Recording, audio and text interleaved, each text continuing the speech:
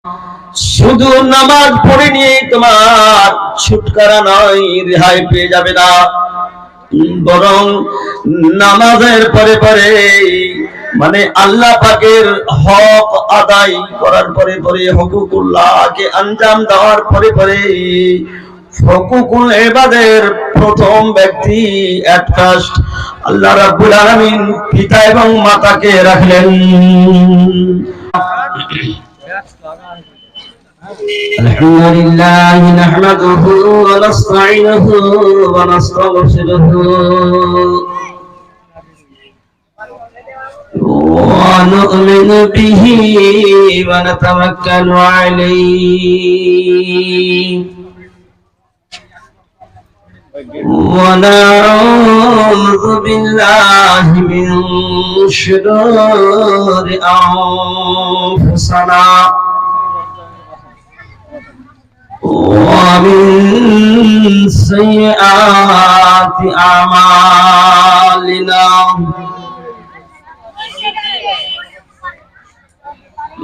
من يهديه الله فلا مضل له ومن يضلله فلا هادي له وأشهد أن لا إله إلا الله وحده لا شريك له وأشهد أن سيدنا وشفيعنا ومولانا محمدا عبده ورسوله أما بعد فإن أصدق الحديث كتاب الله وخير الهدي هدي محمد صلى الله عليه وسلم وشر الأمور محدثاتها وكل محدثة بدعة وكل بدعة ضلالة وكل ضلالة في النار. أعوذ بالله من الشيطان الرجيم. بسم الله الرحمن الرحيم. وقضى ربك ألا تعبدوا إلا إياه وبالوالدين إحسانا إما يبلغن عندك الكبر أحدهما أو كلاهما فلا تقل لهما أف ولا تنهرهما وقل لهما قولا كريما إلى آخر الآية. وقال النبي صلى الله عليه وسلم في الحديث وعن عبد الله بن مسعود رضي الله تعالى عنه قال سألت النبي صلى الله عليه وسلم أي الأعمال أحب إلى الله قال الصلاة على وقتها قلت ثم أي قال بر الوالدين متفق عليه.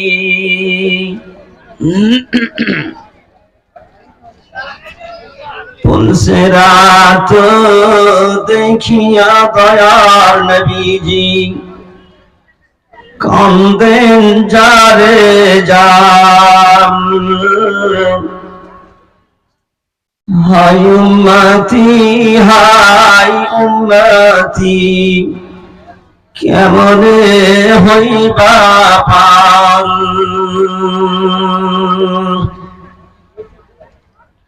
চুল হইতে অধিক শুরু, আহা মাথার চুল চাহিতে বেশি মিহি, তলোয়ার চাহিতে ধার। গুনেগার বান্দা কাটিয়া পড়িবে দোজখ মাঝার। ওই পুলসিরাত দেখিয়া দয়ার নবীজি কান্দেন যারে যার। হাই উম্মতি হাই উম্মতি কেমনে হইবা পার। আল্লাহ বলে নগদস্ত, ওরে আল্লাহ বলে নগদস্ত, কান্দিও না আর। মুমিন বান্দা পার হইবে বিজলির আকার, আর গুনেগার বান্দা কাটিয়া পড়িবে দোজখ মাঝার। তাই পুলসিরাত দেখিয়া দয়ার নবীজি কান্দেন যারে যান। হাই উম্মতি হাই উম্মতি কেমনে হইবা পার।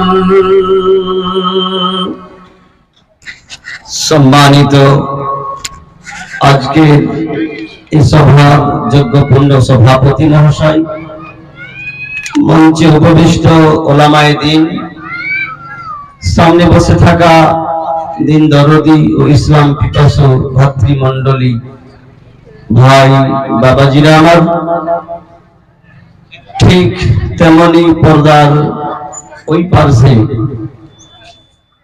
পর্দানাসীন অরুণা সরলা লজ্জাবতী মা ও বোনেরা, যাবতীয় প্রশংসা আছে আল্লাহ রাব্বুল আলামিনের জন্য, যে আল্লাহ পাক রাব্বুল আলামিন আমাকে সুদূর ঝাড়খণ্ড থেকে টেনে এনে আপনাদের মাঝে দুটো কথা বলার সুযোগ সুবিধা বানিয়ে দিয়েছেন।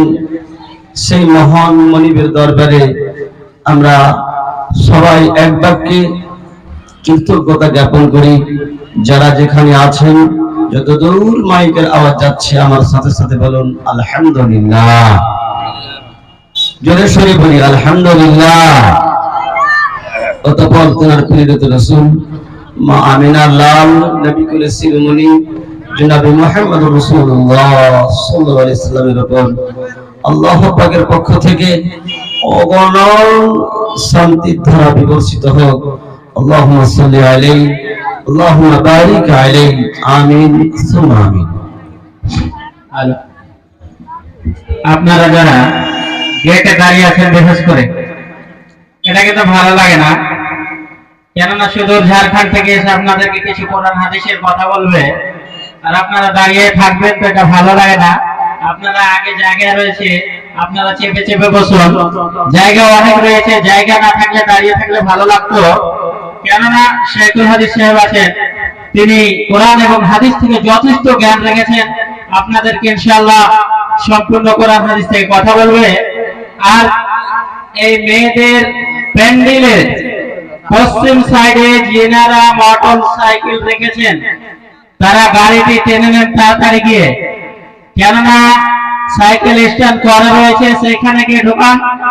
অন্য জায়গাতে রেখে আপনাদের সাইকেল বা মোটরসাইকেল যদি কিছু হয়, কমিটির কোনো দায়িত্ব নেই, কিন্তু ওইখানে মেয়েদের জায়গা শর্ট হয়ে যাচ্ছে। আপনারা যারা যারা গাড়ি রেখেছেন সেই গাড়িগুলো টেনে নেন তাড়াতাড়ি। জি, আমি আপনাদের মাঝে খুতবায়ে মাসনুনার পর থেকে পরে পবিত্র গ্রন্থ কোরআন মাজিদ থেকে আয়াতগুলো পড়ে শুনিয়েছি এবং আয়াতকে ভিত্তি করে মুত্তাফাকুন আলাইহ মানে বুখারী ও মুসলিম থেকে নবীজির একটি বিশুদ্ধ চালনে চালা হাদিস আপনাদের সামনে পাঠ করেছি। ইনশাআল্লাহ এই কোরআন ও হাদিসকে সামনে রেখেই হবে আমার বক্তব্য। খুবই স্বল্প সময়, এই সময়ের মধ্যে চেষ্টা করব আমি আমার বক্তব্যের জবনিকাকে ইতি করার। অনুরোধ করব ভাই বন্ধু বাবাজিদের নিকট, আপনারা যতক্ষণ এখানে আছেন একটু কর্ণপাত করবেন এবং কথাগুলির প্রতি আল্লাহ পাকের কাছে দোয়া, ইয়া আল্লাহুল আলামিন, যে সমস্ত কথাগুলো মুখ দিয়ে বের হবে আমাদের উভয় পক্ষকেই, বললে ওলা এবং শুনলে ওলা উভয়কে আল্লাহ তুমি যথাযথ আমল করার তৌফিক দিও, আমিন ইয়া রাব্বাল আলামিন। আমি বিনা কোনো ভূমিকায় আপনাদের মাঝে আজকে বক্তব্য রাখবো, কারণ সময় অতি অল্প। আল্লাহ পাক রব্বুল আলামিন পবিত্র গ্রন্থ কোরআন মাজিদের মধ্যে বললেন, আজকের বিষয়টি আপনাদের সামনে পিতামাতার সেবা, পিতামাতার সাথে হোসেনে সুলুক করা, পিতামাতার সাথে সৎ ব্যবহার করা, এই নিয়েই দুটো কথা আপনাদের সামনে আলোচনা করব। মনে করছি আমার তৌফিক ইল্লা বিল্লাহ।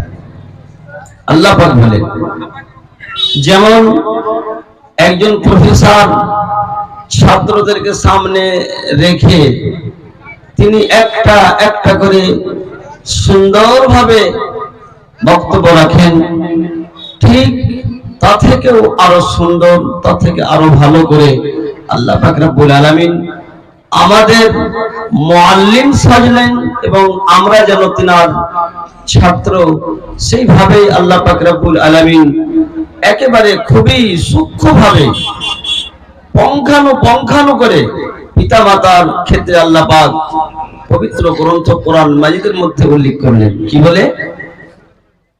বিসমিল্লাহির রহমানির রহিম। وَقَضَى رَبُّكَ أَلَّا تَعْبُدُوا إِلَّا إِيَّاهُ। আল্লাহ রাব্বুল আলামিন এটা অনেক দিন আগেই ফয়সালা করে নিয়েছেন। এই ফয়সালায় কোনো রদ্দ বদল নেই, কোনো চেঞ্জিং নাই।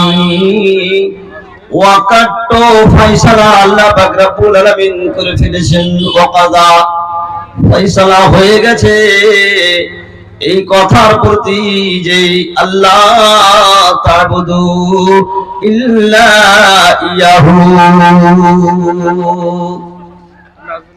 আল্লাহ ব্যতিরেকে আর অন্য কারো ইবাদত করা চলবে না।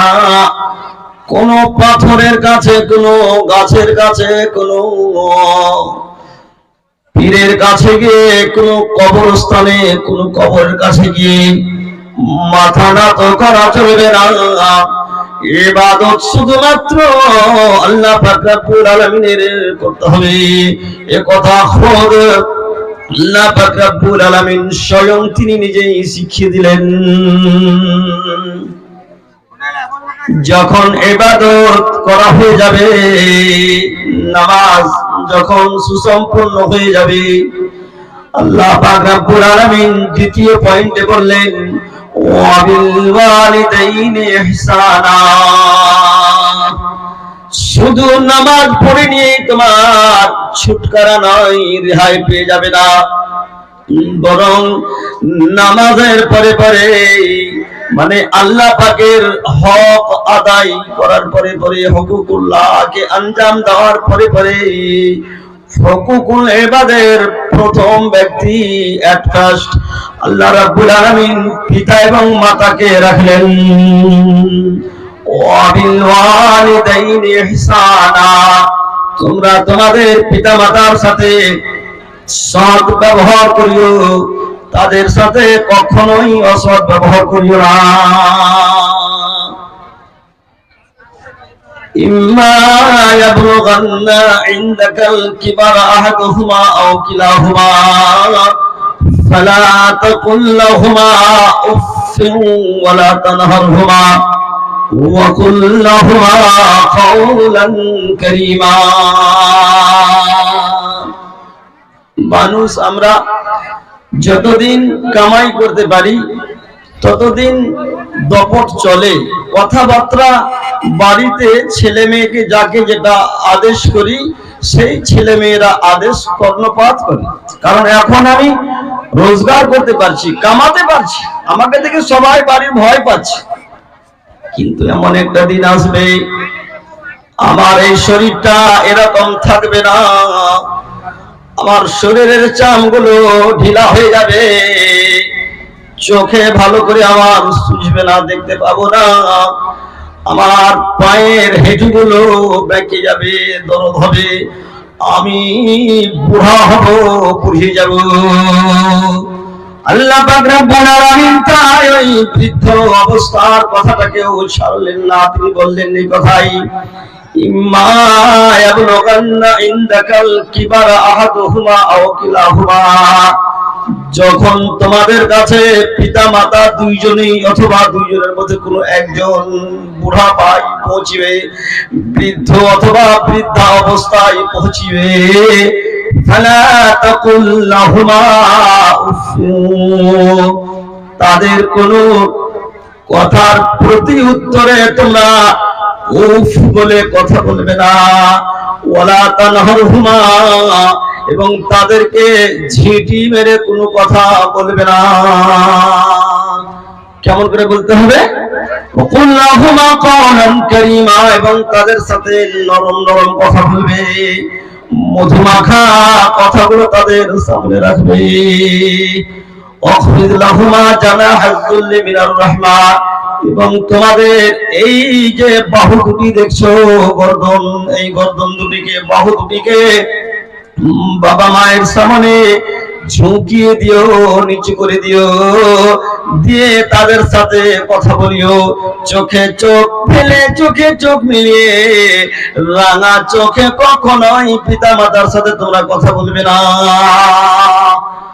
আর তাদের জন্য আল্লাহ পাক দোয়া শিখিয়ে দিলেন কি, ওয়াকুর রাব্বিরহামহুমা কামা রাব্বায়ানি সগীরা, এবং তোমরা তোমাদের পিতা মাতার জন্য এই দোয়াটা বলবে, আল্লাহ রাব্বিরহামহুমা, আল্লাহ গো, ও দয়াময় প্রভু, আমার পিতা মাতার প্রতি তুমি ওইরকম রহম করো, দয়া করো, মায়া করো, যেমন আমাকে বাল্য জীবনে মায়া করেছিলেন, যেমন আমাকে খুবই আরামে সযত্নে লালন পালন করেছিলেন, মানুষ করেছিলেন, আল্লাহ একটু আমাকে কষ্ট দেয়নি আমার পিতা মাতা, এখন আমার পিতা মাতাকে ওই রকম তুমি কোনো কষ্ট দিও না, এই দোয়াটা করিও।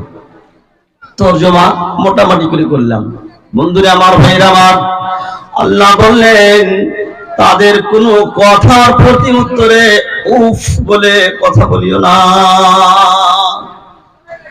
সমাজে অনেকগুলো ছেলে এরকম নালায়েক নালায়েক পাবেন দেখতে,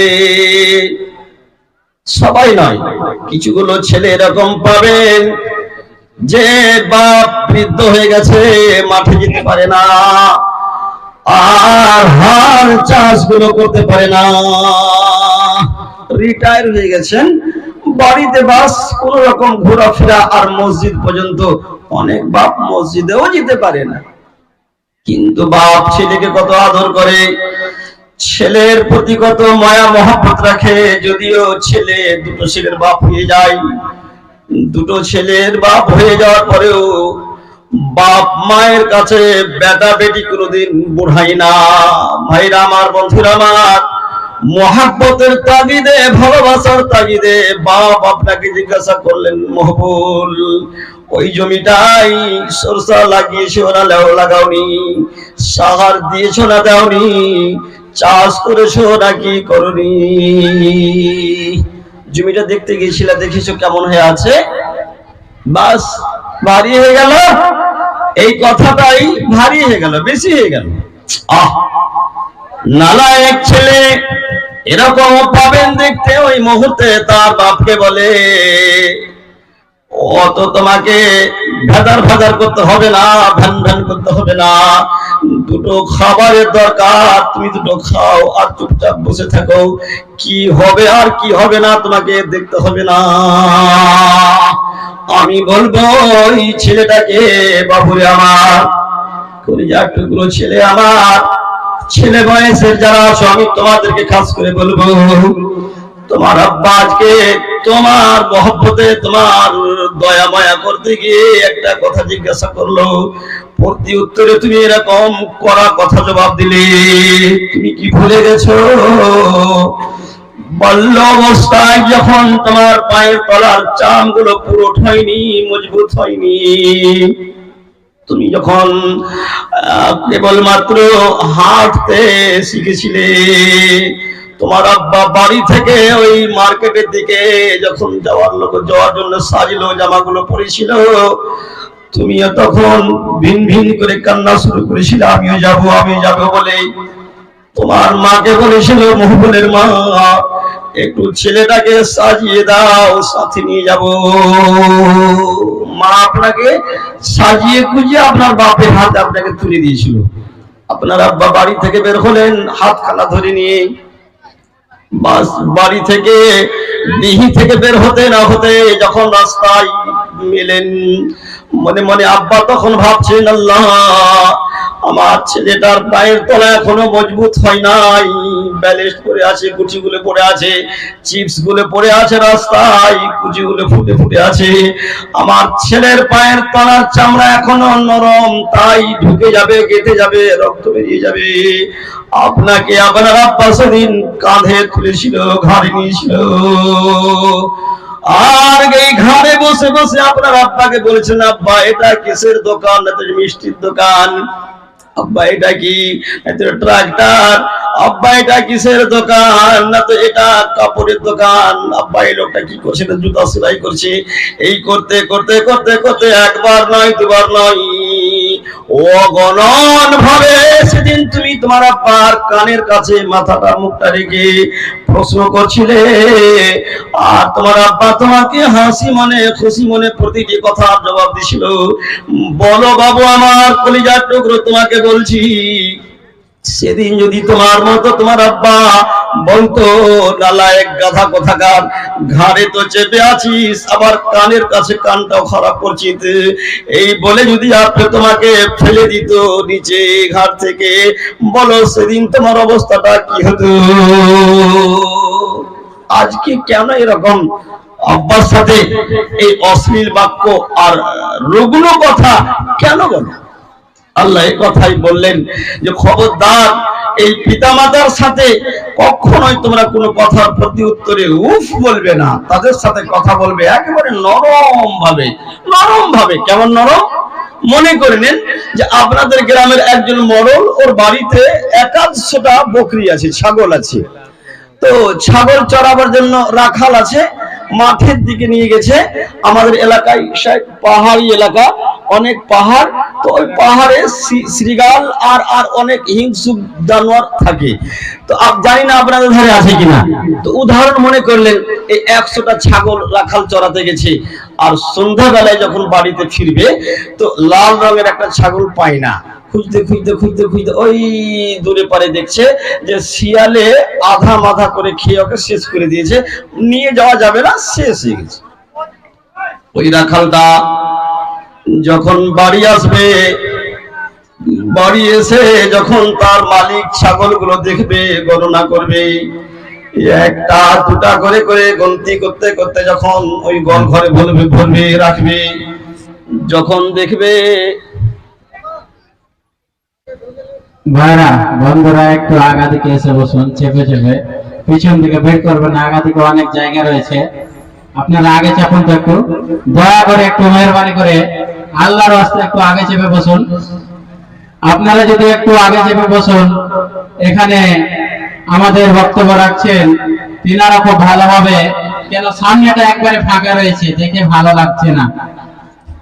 আসুন, চলে আসুন আল্লাহর বান্দারা, এগিয়ে চলে আসুন। এখানে শুধুমাত্র কোরআন ও হাদিসেরই কথা হবে, সুতরাং কোরআন হাদিসের মাহফিলের একটা আদব আছে, ওর একটা সিস্টেম রয়েছে। মাঝে ফাঁকা রেখে রেখে শয়তান জায়গা বানাই। সেই হেতু বলবো যে আপনারা ওই ফাঁকা জায়গা না রেখে একেবারে তাফাসসাহু ফিল মাজালিস, একদম ছোটে আপনারা বসুন। ইনশাআল্লাহ আল্লাহ পাকের অগণন রহমত বর্ষণ হবে আপনাদের প্রতি। একটু এগিয়ে আসুন, আপনাদের বলছি এগিয়ে আসুন, আমিও দান হচ্ছি। আমি নারায়ে তাকবীর দিব, আমিও দাঁড়াবো, আপনারাও দাঁড়াবেন এবং বাস দু কদম করে এগিয়ে আসবেন। নারায়ে তাকবীর, আল্লাহু আকবার। দাঁড়ান বাবজিরা, আমার কি ব্যাপার, আমি কথা বুঝিয়ে বলতে পারছি না, বলে দেখি একটু তাই না বাবা আমার সময়। আসুন আসুন, চলে আসুন, এগিয়ে আসুন। মাশাআল্লাহ, শোনো শোনো লা ইলাহা ইল্লাল্লাহ, আমার মোনাজাত শোনো, আল্লাহর মোনাজাত। এগিয়ে আসুন, নাকি জায়গাটা ফাঁকা থাকছে, চলে আসুন। যেন শুনি কানে সদে, আল্লাহু আকবার। বলছিলাম বাবু মায়ের কথা, যে ওই রাখালটা যখন সন্ধ্যাবেলায় ছাগলগুলো বাড়ি নিয়ে আসবে, আর মালিক যখন ছাগলগুলো গনে গনে গনে গনে গনে ঘরে গোল ঘরে ঘুরবে, আর গনতে গনতে গনতে ঠিক ওই যেখানে বলে না কথা বাঘের ভয় সেখানে সন্ধ্যা হয়, লাল রঙের ছাগলটাই ধরা পড়ে গেল মালিকের কাছে যে নেই। হারে আব্দুল গফুর, লাল রঙের বুড়ি বকরিটা দেখতে পাচ্ছি না যে কোথায়? আমি আপনাদের প্রশ্ন করব, ওই রাখালটা মালিককে কেমন করে জবাব দিবে? কাপড় স্যান্ডেল নিবে মনে হয়, ভাই তোর লাল ছাগল কোথায় আছে আর না, এভাবে বলবে না, কেমন বলবে? ও কি রাগ দেখিয়ে বলবে? কাপড় স্যান্ডেল নিয়ে মোকাবেলা করার মতো করে বলবে মালিক, না কেমন করে বলবে? আহা, ও ইয়তিম, অসহায় গরিব দুঃখী ছেলেটা রাখাল যে খাটছিল পেট ভাতাই, সে তখন এত ভয় পাবে, এত ভয় পাবে, ভয়ে ভীত হয়ে একেবারে জড়সড় হয়ে জীর্ণ শূর্ণ হয়ে এক সাইডে দাঁড় হয়ে মালিককে বলবে, মালিক আমি আপনার ছাগলগুলো সারাদিন ঠিক দেখরে করেছিলাম, চড়িয়েছিলাম, কিন্তু জানি না কোন ফাঁকতালে কোন সময় আপনার ওই লাল রঙের ছাগলটাকে ওই শিয়ালে ধরে ওই দিকে নিয়ে গিয়ে অর্ধেকটা তার শরীরকে খেয়ে শেষ করে দিয়েছে। হুজুর আমাকে মারবেন না, আমাকে আমার চাকরি থেকে বাদ দিবেন না, আয়েতে আমার কোনো দোষ নাই, কোনো আমার ত্রুটি নাই। এরকম জীর্ণ শূর্ণ হয়ে নরম মিজাজ নিয়ে কথা বলে মালিকের সাথে আল্লাহ পাক বললেন, ওইভাবে তোমরা নরম কথা ওয়াকুল্লাহুমা কওলান কারীমা, বাবা মায়ের সাথে নরম নরম করে কথা বলবে।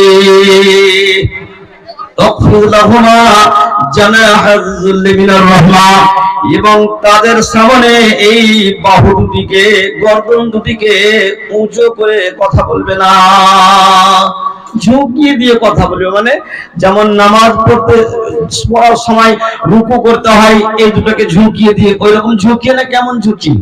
জি দেখুন, প্রতিটি মানুষকে আল্লাহ পাক কিছুগুলো ফিতরাতের সাথে তৈরি করেছেন, এগুলো মানুষের ফিতরাত, এটা অভ্যাস। কি যদি মিজাজের খেলাফ কোনো কথা মানুষ আমরা শুনতে পাই, শুনি, তাহলে সাথে সাথে আমরা বলে ফেলি, কপালের চামড়াটাকে জড়ো করে দেবো, এটা হতে পারে না, এটা হতেই পারে না, সাথে সাথে কপালের চামড়া জড়ো হয়ে যায়, এবং বলার সাথে সাথে এই বাহু দুটি, এই গর্দন দুটি গো উপরে উঠে যায়। কে কহিল এটা কথা? হতি, এই যে গর্দন উঠে যাওয়া, কথাই কথাই গর্দন দুটো, বাহু দুটো উপরে উঠে যাওয়ার সাথে সাথে উঠিয়ে নিয়ে কথা বলা। আল্লাহ বললেন এমনি করে কথা বলবি না, গর্দনটা কি মলিন, নরমাল এবং খুব বন্ধু মাখা কথা বাবা মায়ের সাথে বলিও, কারণ বাবা মা তোমাদের খুবই কষ্ট করেছে, খুবই কষ্ট করেছে। আমার তো কাজ বাস ওই মানি থেকে বাস স্ট্রাকচার বানিয়ে দিয়ে মানুষ বানিয়ে দেওয়া, কিন্তু একটা মানুষের পেটে থেকে 2.5 কেজি 3 কেজি 3.5 কেজি ওজনের একটা সন্তান প্রসব হবে, এটা ক্রমশ হবে ডেলিভারি আমরা বলি না, ডেলিভারি মানে কি, মায়ের পেটে ডেলিভারি হচ্ছিলাম, ডেলি একটু একটু একটু করে ভারী হচ্ছিলাম, একটু একটু করে বড় হচ্ছিলাম। পেটে কিডনির মুখে একটা ছোট্ট 6 mm এর পাথর হয়ে গেলে থাকতে পারি না, চটপট চটপট করি, যতক্ষণ পর্যন্ত ডাক্তারের কাছে গিয়ে সেটাকে অপারেশন না করে নাও ফেলে দিই ততক্ষণ পর্যন্ত আরাম পাই না। আর ওই মা জননী জনম দুঃখিনী মা আপনাকে এই 3 কিলো 3.5 কিলো 2.5 কিলো ওজনের একটা ছেলে, একটা পতলা একটা মানুষ পেটের ভিতরে নিয়ে উঠা বসা চলাফেরা ইত্যাদি কি কষ্ট পেয়েছিল আল্লাহ পাক রব্বুল আলামিন সেই কথাটাকেও তিনি কোরআন মাজিদে উল্লেখ করেছেন। কি বলে? বিসমিল্লাহির রহমানির রহিম, ওয়াসাইনাল ইনসানা বিওয়ালিদাইহি ইহসানা। আমি প্রতিটি মানুষকে এটা ওসিয়ত করলাম যে তারা যেন বাবা মায়ের সাথে ভালো ব্যবহার করে, ইহসান মূলক তারা যেন ব্যবহার করে। হামালাতুহু উম্মুহু কুরহান ওয়া ওয়াদাতুহু কুরহান ওয়া হামলুহু ওয়া ফিসালুহু 30 শাহরা। আল্লাহ পাক বললেন তোমাদের মায়ের কথা, মা এত দুঃখিনী, মা এত কষ্ট করেছেন যে মা হামালাতুহু উম্মুহু কুরহা, ওকে ওর মা পেটে অত্যন্ত কষ্টের সহিত ধারণ করেছিল। 10 মাস 10 দিন ধরে পেটে যে মা নিয়ে বাড়িয়েছিল, ওই মা কত কষ্ট পেত, কত ব্যথা বেদনা পেত রে। ওরে বন্ধু আমার, ভাই আমার, আজকে বিয়ে হয়েছে তাই বউকে শ্বশুর বাড়িতে গিয়েছো আর বাবা মাকে ছেড়ে দিয়েছো, বাবা মায়ের কোনো হক তল্লাশি নাও না, শ্বশুরকেই আব্বা বলছো এবং শাশুড়ি মাটাই তোমার আসল মা হয়ে গেছে। যেই মা তোমাকে 10 মাস 10 দিন ধরে এই গর্ভে রেখেছিল, ওই মা আজকে পর হয়ে গেল। আল্লাহ পাক বলছেন ওই মায়ের কথা, ওই মা তোমাকে অত্যন্ত কষ্টের সহিত গর্ভে ধারণ করেছিল। তুমি যে একটু একটু করে বড় হচ্ছিলে আর মায়ের ব্যথা বেদনা আস্তে আস্তে বাড়ছিল। এই ব্যথা বেদনার কথা পুরুষ লোক আমরা বুঝতে পারবো না, এর উদাহরণটা আমরা বুঝতে পারবো না, কারণ আমরা ওই কেসের আসামি জীবনে কোনোদিন হইনি, ওই রোগের আমরা ভুক্তভোগী নয়। আল্লাহ যদি এটা করতেন যে একটা ছেলে বাপের পেট থেকে হবে আর একটা ছেলে মায়ের পেট থেকে হবে, তাহলে বুঝতে পারতাম। জি, একটা ছেলে বাপের পেট থেকে হবে আর একটা মায়ের পেট থেকে হবে, এরকম সিস্টেম আল্লাহ যদি করতেন তাহলে আমরা বাপেরা বুঝতে পারতাম যে একটা সন্তান মায়ের পেটে থাকলে মা কত কষ্ট পায়। দেখবেন মায়েরা সংসারের কাজে সকাল থেকে যে নাস্তা পানি লাহারি আর খাবার দাবার রান্না বান্না করতে করতে করতে করতে জোহরের আজান হয়ে গেল, মা এখনো গোসল করতে পায়নি। বেটাকে পোতাকে প্রতিদিনকে এই গোসল পানি করাতে খাওয়াতে খাওয়াতে খাওয়াতে বেলা 2টো বেজে গেল।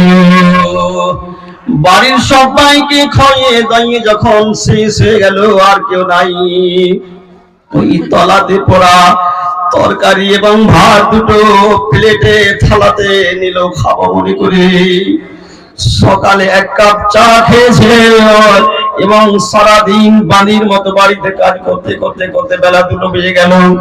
2টো ভাত খাবো, খিদার কারণ আর সহ্য করতে পারি না, তাই 2টো ভাত নিয়ে আগা দিকে যেমনই বসেছিলেন আপনার আব্বা, আপনারা মা, আমার মা, পেটের ভিতরে যেদিন আপনার বয়স 8 মাস হয়ে গেছিল, 9 মাস হয়ে গেছিল, পেটের ভিতরে ঘুরপাক দিতাম, নড়াচড়া করতাম, পাগুলো চালিয়ে দিতাম, হাতগুলোকে নড়াচড়া করতাম। তাই ভাত দুটো খাবো মনে করে মা যখন বসছিলেন বেলা 2টার দিকে, আপনি তখন পেটের ভিতরে নড়ে উঠেছিলেন। আর মায়ের যেন দিনের বেলাতেই তার চোখে তারা ফুটে গেছিল। ভাতের থালাটাকে ঠেলে আগা দিকে এক পাজরে রেখে দিয়ে ঘরের এক কোণা দিকে মোটা মোটা শ্বাস নিয়েছিলেন, আর ভাত খেতে পারেননি। যদিও 2টা ভাত খেয়েছিলেন, বমি করে দিতেন, উঠিয়ে দিতেন। এই করে করে করে করে আপনাকে কত কষ্ট করে যে পেটে রেখেছিলেন। আল্লাহ পাক তাই বলছেন, ওয়া হামালুহু ওয়া হামলুহু হামালাতুহু উম্মুহু কুরহা। ওকে ওর মা পেটে অত্যন্ত কষ্টের সহিত গর্ভে ধারণ করেছিল। ওয়া ওয়াযাতুহু কুরহা, এবং যেদিন ভূমিষ্ঠ দিয়েছিল, যেদিন ডেলিভারিতে বসেছিলেন, আল্লাহু আকবার, সন্তান প্রসব হওয়ার আগে থেকে 2-4-5 দিন আগে থেকে যে ব্যথা উঠে, আল্লাহু আকবার। আমার বড় বেটি ও এক ছেলের মা, মোটামুটি ছেলেটা আমার, লাঠিটা আমার 1 বছর হতে এলো। তো নতুন পোয়াতি বুঝতে পারে না, 4-5 দিন আগে থেকে যে ব্যথা, হসপিটাল নিয়ে গেলাম, চলে গেলাম জঙ্গিপুর। ডাক্তার বললে এখনো সময় হয়নি, আরো 3 থেকে 4টা দিন সময় লাগবে। ডাক্তার মুসলমান ছিলেন। বললাম, স্যার তাহলে ডাক্তারখানায় বেটিকে অ্যাডমিশন করিয়ে রাখবো নাকি বাইরে নিয়ে চলে যাবো? ডাক্তার বললেন, কেন, বাইরে নিয়ে চলে যান, আবার 4 দিন পরে আসবেন। ওই সুযোগে ওই মৌকাতে দেখলাম বাঙ্গালের একটা মেয়ে, আল্লাহু আকবার, বাপের একটাই বেটি, আর কোনো বেটা বেটি নাই, প্রথম পোয়াতি। এরও এখনো 10 থেকে 15 দিন আরো বাকি আছে। বুঝে না কেমন ব্যথা হয়, শেষ ব্যথাটা কেমন, মনে ভাবছে এটাই মনে হয় শেষ ব্যথা, এটাই মনে হয় আমার শেষ ব্যথা, এটাই মনে হয় সন্তান প্রসবের ব্যথা। বন্ধু আমার, কিন্তু ডাক্তার বলছেন না, আরো 14 দিন সময় আছে, মানে আরো এর চাইতে 14 গুণা ব্যথা বেশি হবে। আল্লাহু আকবার। ওই মেয়েটি চিৎকার করছে, আজ কান্না করছে, ডাক্তারকে বলছে, ডাক্তার বাবু আমি আর সহ্য করতে পারি না, আপনার কাঁচি খাওয়াকে দেন, সচক্ষে কসম খোদার বলে শুনেছি, আমাকে আপনার কাঁচিটা দেন, পেটটাকে চিড়ে দিব, ফেলে দিব, আর পেটের ভিতর থেকে ছেলেটাকে টেনে বের করে দিব, আমি আর ব্যথা সহ্য করতে পারি না। এই ব্যথায় ব্যথিত আপনার জন্য আপনার মা ছিল রে আব্দুল্লাহ, আর আপনি আজকে ওই মাকে কেমন করে ভুলে গিয়ে শ্বশুর বাড়িতে গিয়ে পড়ে থাকেন। আল্লাহ পাক বললেন, ওয়া ওয়াযাতুহু কুরহা, এবং ওকে ওর মা অত্যন্ত কষ্টের সহিত জন্ম দিয়েছিল। দাঁতির পর দাঁতি, অজ্ঞানের পর অজ্ঞান, অনেক বেটিরা আমার সন্তান প্রসব দিতে গিয়ে মারা যায়। আপনারা দেখেন নাকি? আপনাদের এলাকায় কি একটাও মেয়ে সন্তান প্রসব দিতে গিয়ে মারা যায়নি? আমাদের এলাকায় অনেক মেয়ে সন্তান প্রসব দিতে গিয়ে মারা গেছে। তাহলে চিন্তা করুন কি কষ্ট হয়, কি দুঃখ হয়, কি ব্যথা বেদনা হয়। যে জায়গাটায় সন্তান প্রসব হয়, দেখে মনে হয় এই জায়গাটায় একটা নয় কয়েকটা খাসি কুরবান দেওয়া হয়েছে। আর তা না হলে মনে হচ্ছে জায়গাটা একটা যুদ্ধের ময়দান, এক কলসি ব্লাড যায়, রক্ত যায়।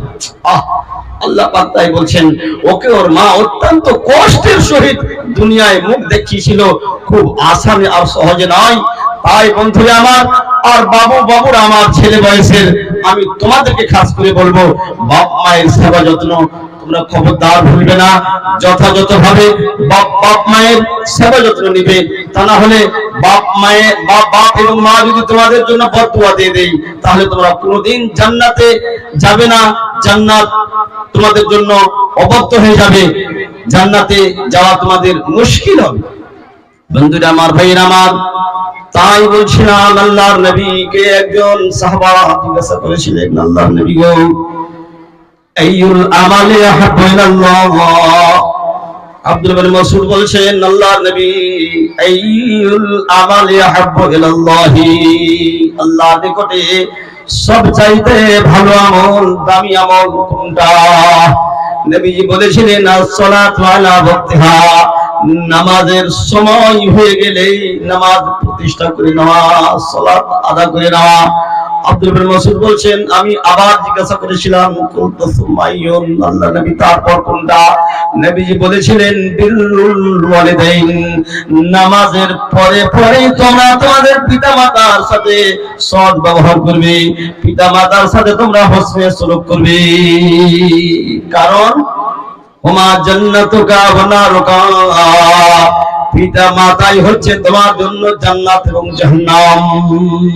মাস্টার কয়েকটা ছাত্রকে প্রাইভেট পড়ায়, তো একদিন ছাত্রদের জেহেনকে মাপার জন্য মাস্টার বললেন, এক কাজ করিও, আজকে তোমাদেরকে তেমন পড়াবো না, তোমাদের কাজ দিব। কি কাজ স্যার? না তো কালকে তোমরা বাড়ি যাও, আর কালকে বাড়ি থেকে চেষ্টা করে খুঁজে খাজে যেখানে পাও তোমরা জান্নাতের মাটি নিয়ে আসছো। সব ছেলে পরাদিন এটাই ভাবলো, কোথায় জান্নাত, আর জান্নাতের মাটি পাবো কোথা থেকে? মাস্টারের মাথা খারাপ হয়ে গেছে নাকি? আহা, সব ছেলে খালি হাতে। আর ওর মধ্যে একটা ছেলে একবারে দেখতে মনে হয় যে মোটা বুদ্ধা, কিন্তু মোটা বুদ্ধা নয়। ও পাঁচওয়াক্ত নামাজ পড়ে, এরকম জালসাগুলোতে এরকম আগা থেকে এসে বসে, খুতবা জুমার দিন আগে গিয়ে বসে, কিছু শুনে কিছু বুঝে, দিনই জ্ঞানটা তার আছে। কিন্তু মাস্টার বা আরা ছাত্ররাকে লালা মনে করে। তো সবাই যখন বললে যে না, এই জান্নাতের মাটি এই জগতে কোথায় পাবেন, ওটা তো জান্নাতে যাবে তারপরে, এখানে ওর মাটি তো নেই, পাওয়া যায়নি, আমরা পাইনি, আনিনি আমরা। শেষ পর্যন্ত ওই লালা খাপা সোজা গোটের ছেলেটা বলছে, স্যার আমি জান্নাতের মাটি নিছি। বলে, তুমি কোথায় পেলে জান্নাতের মাটি? বলে, স্যার আমার মা দুপুর বেলায় একটু নামাজ পড়ে লম্বা হয়ে তিনি শুয়েছিলেন, তারপরে উঠলেন, উঠার পরে একটু ডিহির দিকে গেছিলেন, বাড়ির পিছন দিকে ডিহি, ওই ডিহি দিকে ছিলেন। আমি অজান্তে মায়ের পায়ের তলা থেকে মাটিটাই নিছি। মৌলানা সাহেবদেরকে বলতে শুনেছি, বাপ মায়ের পায়ের তলায় জান্নাত, তাই ওই জান্নাতের মাটি আমি এনেছি, এনেন কাগজ করে। নবীজি বললেন, রিজাল রাব্বে ফি রিজাল ওয়ালিদাইন ওয়া সাখাতুর রাব্বে ফি সাখাতিল ওয়ালিদাইন। বাপ মায়ের সন্তুষ্টিতে আল্লাহ সন্তুষ্ট হন, এবং বাপ মা যদি অসন্তুষ্ট হন তাহলে আল্লাহ পাক রব্বুল আলামিন তিনিও বেজার হয়ে যান, রুগ্ন হয়ে যান, রেগে যান। তাই বাপ মায়ের কাছ থেকে ভালো দোয়া নেওয়ার চেষ্টা করবেন। যে সমস্ত ছেলেদের প্রতি বাপ মায়ের ভালো দোয়া থাকে, যারা বাপ মায়ের সৎ ব্যবহার করে, বাপ মাকে দুঃখ দেয় না, দেখবেন ওই ছেলেগুলোর জীবনে অনেক উন্নতি হয় না ভাই, তার জিন্দগিটাই যেন জান্নাতের জিন্দগির সাথে অনেকটা মিল হয়। কারণ সে বাপ মায়ের সাথে সৎ ব্যবহার করে। বন্ধুরা আমার, ভাইয়ের আমার, একজন বিখ্যাত আল্লাহর আবেদ, আপনারা শুনেছেন, ওয়াজ ও নসিহতে এত আবেদ ছিলেন, যে আবেদ তার নাম আজকে ইসলামী ইতিহাসে লেখা হয়েছে। এবং এই হাদিসটি বুখারী শরীফে লম্বা হাদিস পাবেন। জি, এত আল্লাহওয়ালা যে ওর নামটা, ওর আমলটা আজও আমাদের মাঝে ইতিহাসের পাতায়, হাদিসের পাতায় ঝকঝক করছে। বহুদিন আগে, অনেক দিন আগে বনি ইসরাইলের কওমের মধ্যে থেকে একজন লোক, তার নাম ছিল জুরাইজ। আপনারা জুরাইজের নাম শুনেছেন? এই জুরাইজ ও একটা ঘর বানিয়েছিল নিরিবিলিতে আল্লাহ বিল্লাহ করার জন্য, আল্লাহর ইবাদত করার জন্য। তাই জুরাইজ একদিন ইবাদতে মগ্ন আছে। ওর মা কার্যক্ষেত্রে ওর বেটা জুরাইজকে গিয়ে ডাক দিচ্ছে, জুরাইজ, এ বেটা জুরাইজ। জুরাইজ তখন নামাজের অবস্থায় ছিলেন, বলে বলে বলছেন, আল্লাহ ওসল্লি আম উজিবু উম্মি, আল্লাহ গো, আমি এখন নামাজ পড়বো নাকি আমার মায়ের ডাকের জবাব দিব?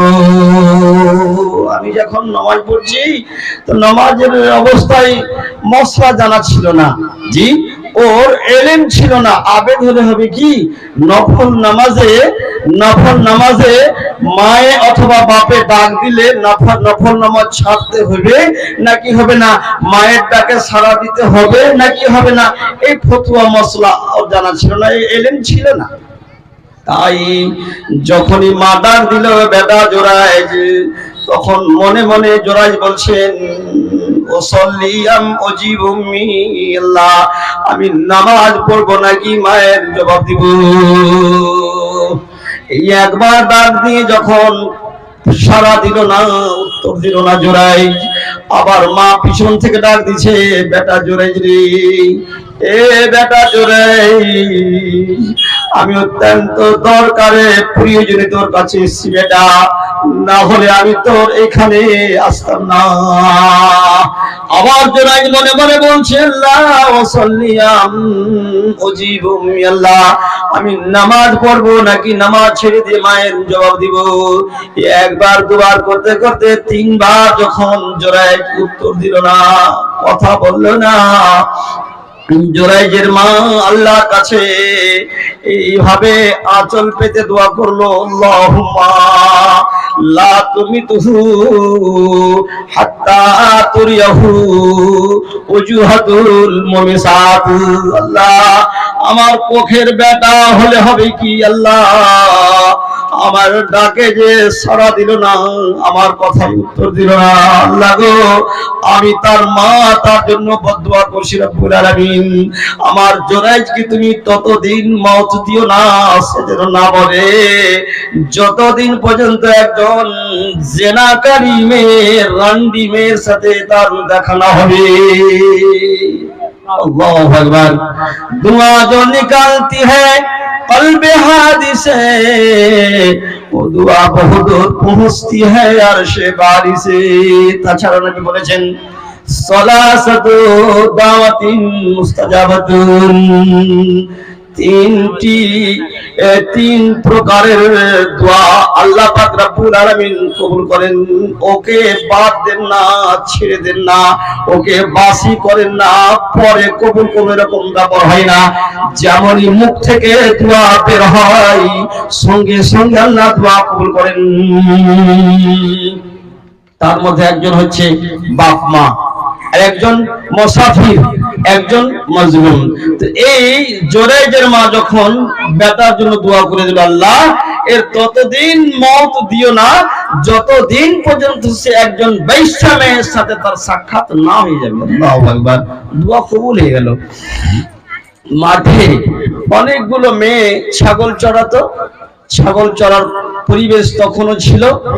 আর এখনো আপনি রাজস্থান এলাকায় যাবেন তো জওয়ান জওয়ান মেয়ে 16 বছর 17 বছর 20 বছর 22 বছরের মেয়ে 50 60 200 300 ছাগলের পাল নিয়ে চড়াতে চড়াতে একাধ কোষ দু কোষ চলে যাবে দূরে, আর আবার সন্ধ্যা নাগাদ তারা বাড়ি ফিরে আসবে। তাদের কোনো জানের অসুবিধা নেই, কোনো অকাণ্ড হওয়ার কোনো অসুবিধা নেই। তো ওই যুগগুলা ওই ছিল, ওই মাঠে ময়দানে সব মেয়েরা ছাগল চড়াতো।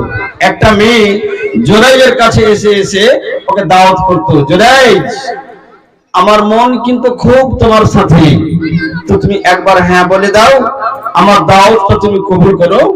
জুরাইজ বলে, আস্তাগফিরুল্লাহ, ছি ছি ছি, কি বলছো গো তুমি? আমি একজন আল্লাহর ইবাদতকারী, আল্লাহর ইবাদত করি, আর তুমি একজন এই খারাপ প্রস্তাব আমার কাছে রাখছো। ওই মেয়েটি বলেছিল, জুরাইজ রে আমার অত্যন্ত পছন্দ তোকে, কিন্তু তুই আমার দাওয়াত কবুল করলি না। আমি তোকে একদিন দেখাবো মজা কেমন হয়। এর মজা কেমন হয়, এর জরিমানা কতটা তোমাকে দিতে হবে একদিন বুঝতে পারবে। আল্লাহু আকবার। ঠিক অনেকদিন পর একটা মেয়ে, আল্লাহু আকবার, একটা সন্তান তার কোলে জন্ম হয়ে গেছে। গ্রামের লোকেরা বলছে, হাগো তুমি এই ছেলেটা কোথায় পেলে? তোমার মা এরকম ছিল না, তোমার খানদান এরকম নাই, তুমি কোথায় পেলে? তোমার বিবাহ সাথী হয়নি, তারপরেও তুমি একজন জারজ সন্তান নিয়ে আমাদের মাঝে ঘোরাফেরা করছো। তোমার কি লজ্জা হয় না, ভয় পাও না? বলো এই ছেলেটার বাপ কে? কে? তুমি এই কাজ কার সাথে করেছো? মেয়েটি বলছে, কি বলবো আর শরমের কথা জি, কই তো আমাকে ভালো লাগে না, তোমরা কোনদিন সুধাও লিখো। ওই তোমরা যাকে কহ আবেদ, আবেদ ওই মাঠে বাড়ি বানিয়ে আছে, ঘর বানিয়ে, ও দিনের বেলায় আবেদগিরি করে আর রাতের বেলায় আমাকে তোকে এমনি করে করে করে আমার একটা ছেলে বানিয়ে দিয়েছে। আল্লাহু আকবার। এমনি কোন লোক যদি আপনার এই খারাপ কাজগুলা করে না, তো পাবলিকের সমাজের অর্থ মাথা খারাপ হবে না। কথা না খাস্তা যদি মসজিদের একটা মৌলভী সাহেব খালি যদি বেটিটার হাত খান ধরে লে, বেটি কহে, আর যদি বেটিটা যে কহে যে আমাকে মৌলভী সাহেব হাত ধরে নিয়ে যেমন করে কহে, গোটা বংশ গোটা এলাকায় এলান হয়ে যাবে, ও মৌলভী সাহেবকে কেউ চাকরি দেয় না মসজিদের, ও মৌলভী সাহেব চরিত্রহীন। সব দিনই ওই যুগে এরকম ছিল। লোকের কাছে আচ্ছা জোরে জোরে কাজে গেল, চল সালাকে দেখবো, লাঠি ঠেঙা নিয়ে যা ছিল কাছে একদম দৌড়ে যে যেদিকে আছে ওদিকে ডাকছে, আইস জলদি এসো, এই দেখো জোরে জোরে ব্যাপার। কি ব্যাপার? জোরে জোরে এই কাণ্ড। আর লোক 5 মিনিটে জমে যে একবারে সব বাড়িতে ঘরে মাঠে হাজির হয়ে গেল। টেনে ছেড়ে ঘর থেকে বের করছে, মেরে ওকে মারতে লাগলো। কে কিলেছে, কে ধাক্কা মারছে, কে গুত্তা মারছে। জোরে বলছে, হাজি ভাই তোমরা মারছো কেন, কি ব্যাপার? কারণটা কি? বাস শালা কি ব্যাপার, হ্যাঁ একটা তুই ছেলে বানিয়ে দিয়েছিস, তুই ওই মুখরা খালি মেয়েটা, আর তারপর তুই বলছিস যে কি ব্যাপার, মারছো কেন? আল্লাহু আকবার। জোরে বলছে, ভাইরা আমার, আমি তোমাদের হাত জোড়ছি, তোমাদের কাছে আমি ক্ষমা প্রার্থী। আমার কথাটা শুনো, ঘটনা যদি বাস্তব হয় তোমরা আমাকে মারিও, মারার পরে আর কিছু করিও, সিলটিতে বাঁধি, আমি কিছু বলবো না। কিন্তু যে মেয়েটি আমাকে দায়ী করেছে নাকি ওই মেয়েটির বাবা আমি, দয়া করে তোমরা ওই মেয়েটিকে এবং ওই ছেলেটিকে আমার কাছে নিয়ে এসো। আনা হলো, আনার পরে ওই মেয়েটিকে জিজ্ঞাসা করছে, ছোট্ট মেয়েটি 3টে সন্তান মায়ের কোলে দুধ খাওয়া অবস্থায়, শিশু অবস্থায় কথা বলেছিল, তার মধ্যে এই একটা মেয়ে। মেয়েটাকে বলছে, হ্যাঁ গো তোমার আব্বাকে বলো তো। আমি তোমার আব্বা? তোমার আসল আব্বাকে, আসল কথা বলো তোমার আল্লাহর পক্ষ থেকে। ওই কোলের মেয়েটা, দুধ খাওয়া মেয়েটা ফটফট করে বলে দিল, গ্রামের লোকেরা তোমরা জোরাইজকে মারিও না, জোরাইজকে মারিও না। জোরাইজ এই কাজের পাপী নয়, জোরাইজ একজন আল্লাহওয়ালা ভালো মানুষ। তোমরা ওকে মারিও না। আমাকে, আমার মা, আমার এই জোরাইজ আমার আব্বা নয়, বরং আমার মা অমুক গ্রামের ওই লোকটার সাথে কুকর্ম করেছিল, যার ফলে আমার জন্ম। জোরাইজ আমার আব্বা নাই। লোকেরা তখন হাত পা ধরে দিয়ে পড়ে গেল জোরাইজের কাছে, জোরাইজ ভাই আমার, মাফ করে দাও, ক্ষমা করে দাও, আমরা না বুঝে তোমাকে মেরেছি, অন্যায় করেছি, তোমার ঘর ভেঙে দিয়েছি, আমাদেরকে ক্ষমা করে দাও, মাফ করে দাও। আমরা পকেট থেকে টাকা দিয়ে এবং এলাকা থেকে চাঁদা তুলে তোমার ওই পুরো ঘরটাকে সোনা এবং চাঁদি দিয়ে বানিয়ে দিব, আর আমরাকে তুমি মাফ করে দাও। জোরাইজ বলল, আমাকে সোনা আর চাঁদির ঘরের দরকার নেই, যেমন কুড়ে ঘর ছিল ওই রকমই ঘরটা বানিয়ে দাও। আর তোমরা বুঝতে পারলে যে এই অকর্ম কাজটা আমার দ্বারাতে নয়। বলেন তো, এমন আল্লাহওয়ালাকে এত বড় ইলজামের সম্মুখীন হতে হলো এবং মায়ের খেতে হলো এবং ওর ঘরটা ভেঙে গেল, কারণটা কি বলেন তো? আপনাদেরকে প্রশ্ন করছি, কি কারণ, কি কারণে জোরেজ মায়ের খেলো? মায়ের কথা। আহা, ফতুয়া জানা ছিল না। নফল নামাজ, নফল রোজা। জি, যদি মনে করলেন নফল রোজা আছেন আর আপনার আব্বা একবারেতে খুব ফার্স্ট ক্লাস ঢাকাওয়ালা দোকানের মিষ্টি একদম চোখ চস্য লেজ্জ দেখে খাওয়ার মন হচ্ছে, নফল রোজা মন চাইলে ভেঙে দেন, আবার পরে করে নিন। নফল নামাজে দাঁড়িয়ে আছেন, আল্লাহু আকবার। মা ডাক দেয় যদি, মা বাপ যদি আপনাকে ডাক দেয় নামাজ ছেড়ে দেন, এটাই মশলা, এটাই ফতুয়া। জুরাইজের জানা ছিল না, তাই মা তার দোয়া দিল, বদদুয়া করলো, আল্লাহ এই বেটাকে আমার একজন বাইসার সাথে সাক্ষাৎ করাইও। তাই মায়ের দোয়া কবুল হলো।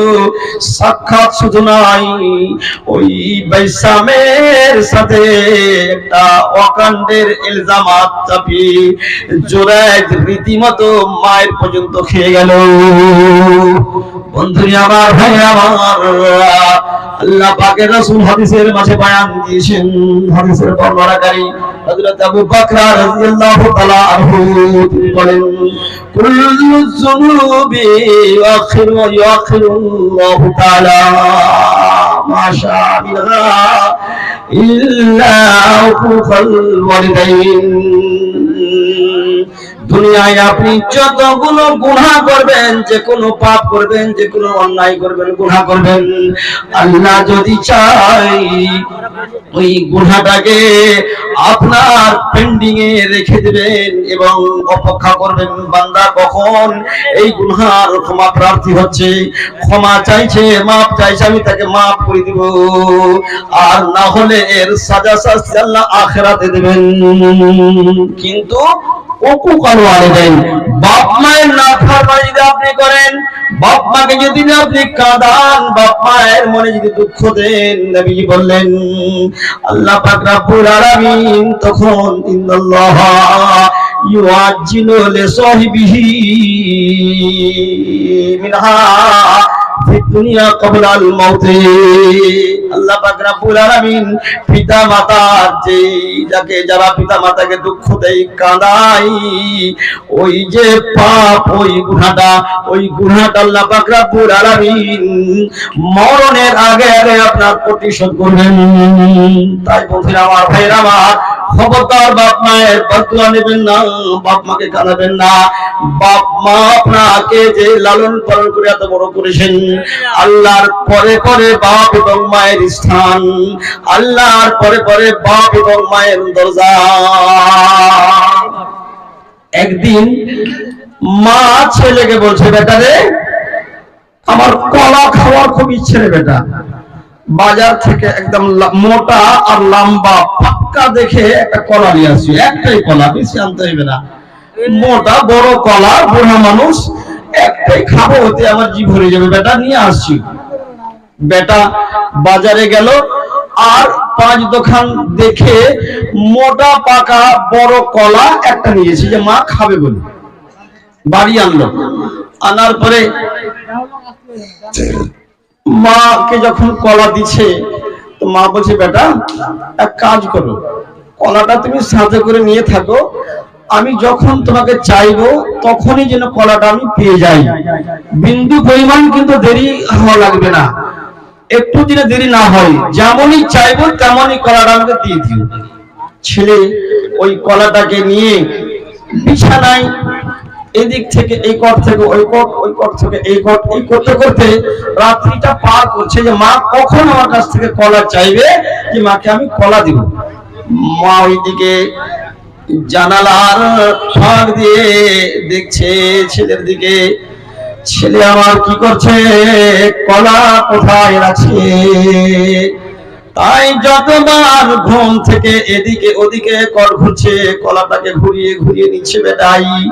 এই করতে করতে করতে করতে একবার বুঝতে পারিনি, খেয়াল হারা হয়ে গেছে, তাই কলাটা পিঠের তলায় পড়ে চ্যাপটা হয়ে গেছে, চোকা থেকে রসগুলো বেরিয়ে বিছানা পর্যন্ত খারাপ হয়ে গেছে। যেমনই কলা চাপটা হয়েছে, মা কিন্তু দেখছে জানলার ফাঁক দিয়ে, তখন টক টক টক টক করে জানলায় আওয়াজ হই, বেটা কলাটা দাও এবার খাবো। আহ, বেটা বিছানা থেকে ধর পড়ে উঠে দেখছে আল্লাহ কলা নেই, কলা যেমন ছিল কলা হয়ে গেছে গলা, মানে একবারে কলার চোকা থেকে কলা বেরিয়ে গোটা বিছানাটা সটার পাটার হয়ে গেছে, লাটপাট হয়ে গেছে, কলা খাওয়া যাবে না, অযোগ্য হয়ে গেছে। কপালে হাত, হয় আল্লাহ করলাম তো করলাম কি, আমার মায়ের মনের আরমানটুকু মিটাতে পারলাম না, মা আমার কলা খাবো বলেছিল। মা বলছে বেটা পাস পাস পাস, আর আফসোস করিও না, কান্না করিও না বেটা রে, একটা কলা তোমাকে আনতে বলেছিলাম, পাকা কলা, আর তুমি একটা রাত্রি পাকা কলাটা তুমি নিয়ে থাকতে পারলে না, পিঠের তলায় তুমি দিয়ে গলিয়ে শেষ করে দিলে বেটা রে।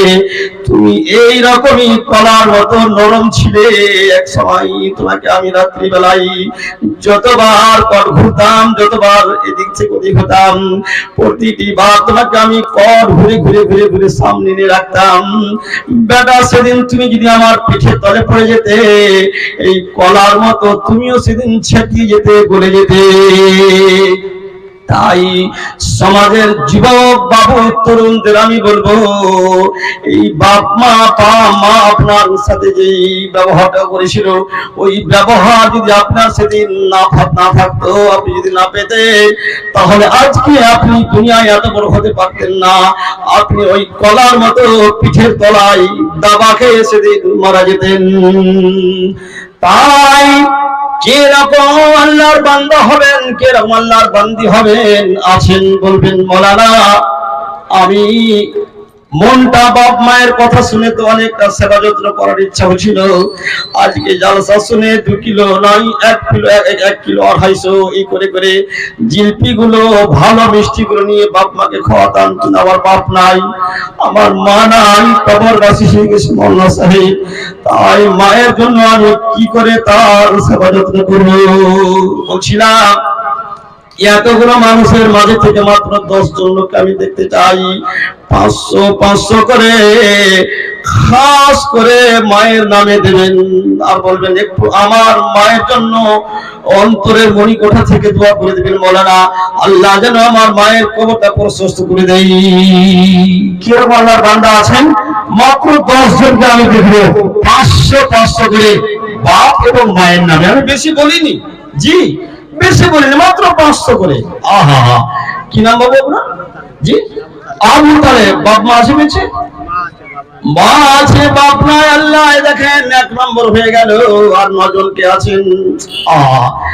মা আছে দুনিয়ায় নাই, বাপ দুনিয়াতে লম্বা হয়ে শুয়ে আছে কবর গাহতে।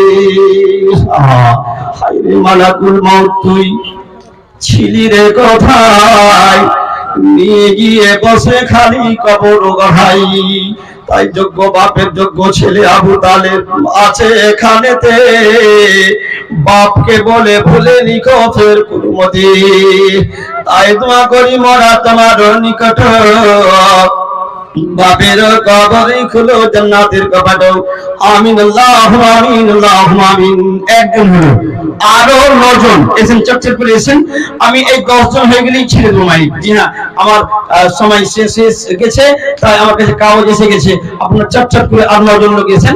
আমি মুসাফির লোক, বললাম না 3 জন লোকের দোয়া কবুল হয়, তো মা বাপ মায়ের দোয়া, আর একজন মুসাফিরের দোয়া, একজন মজলুমের দোয়া। আজকে আমি মুসাফির আপনাদের জন্য। জি আপনার হাত থেকে, আমার হাত থেকে আপনারা দোয়া নেবেন না, এটা সব কি আপনাদের মনে জাজবা হচ্ছে নাকি? কি নাম বাবু? জি আল্লাহ বেনামিতে একজন আরো 500 টাকা পরকালে পাই জানো নাকি অট্টালিকা, যে আশা নিহিত আছে বাবু দানের মাঝেতে, উদ্দেশ্য পূরণ করো তুমি তোমার হৃদয়েতে। যদি বাপ মা নাই তার আছে কবরে, ভালো করো আল্লাহ পাক তুমি দয়া করে, জান্নাত যেতে পারে বাবু যেন বাপ মায়ের হাত ধরে ধরে। আমিন আল্লাহুম্মা আমিন। কি নাম বাবু?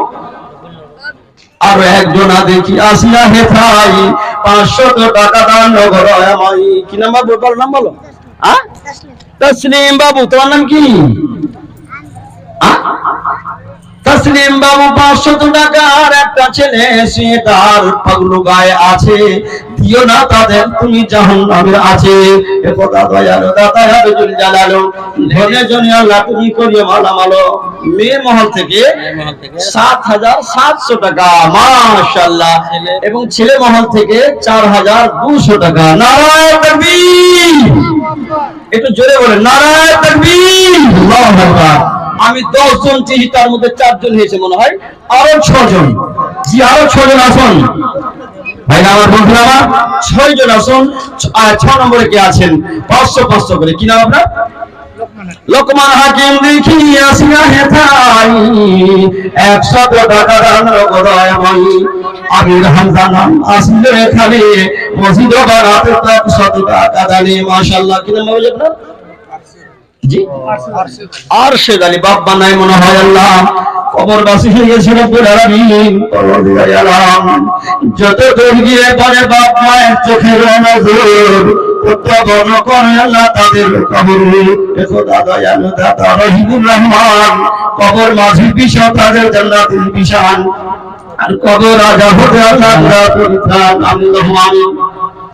মা খালারা সবাইকে বসার সুযোগ করে দেন। আগা থেকে জায়গা রয়েছে, একটু চেপে চেপে বসুন।